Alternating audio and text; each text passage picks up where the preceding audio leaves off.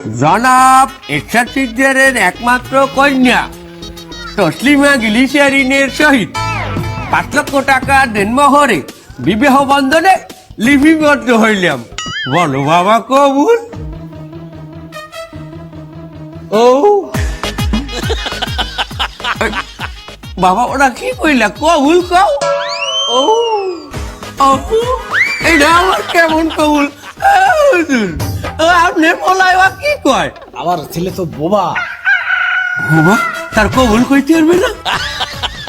ওই কবুল বাদে অন্য সবকিছু সে বলতে পারবে, অন্য কিছু বলান। অন্য কিছু কইতে পারবে।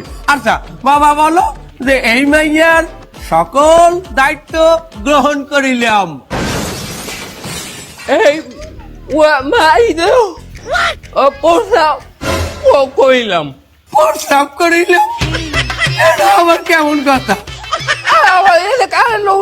আমার রোলটা বুঝা দিন তুমি একটু গানে গানে বুঝাই দাও।